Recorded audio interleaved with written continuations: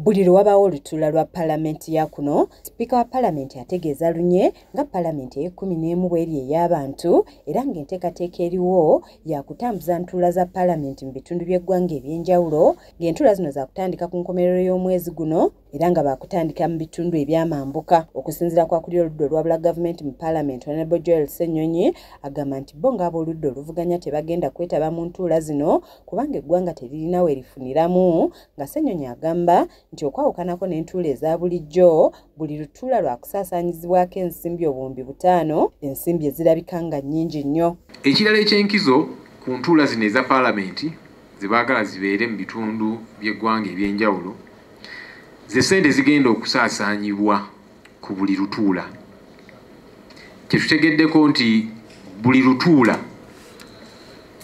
lugenda kusaasaanyizibwako obuwumbi 5 eza Uganda. Buli lutuula nti kaakati tuli Northern Uganda mu ggulu buwumbi 5, bwe tunaagenda Mbarara obulala 5, bwe tunaagenda Mbale obulala 5, ne mu Central Region Luweero oba Masaka obulala 5.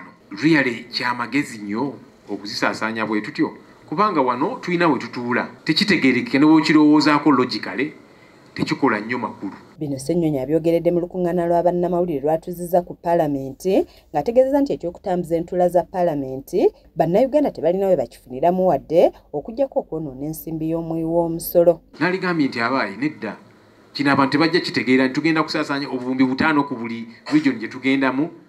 Tutuule wano we tulina setteeserezo yaffe tuteese ku nsonga eziruma abantu baffe. Sente zino tuzicanolinge zigende zibayambe ku ebyo ebintu ebyo bye beetaaga mu buweereza.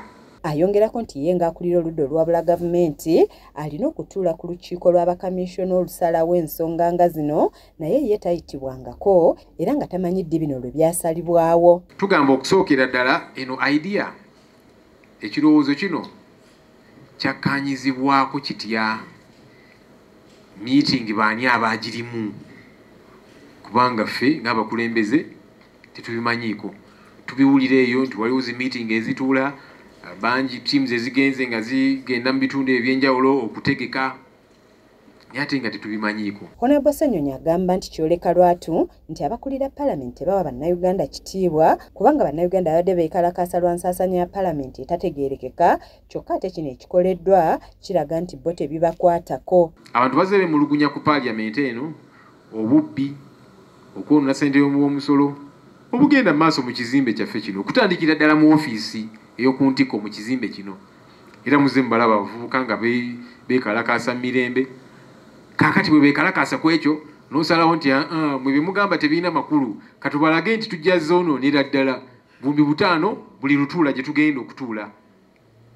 Ne bakifunamu ki? Matias Ssekanjako yakusakidde eggulire lino ku lwa KSTV Agaleero.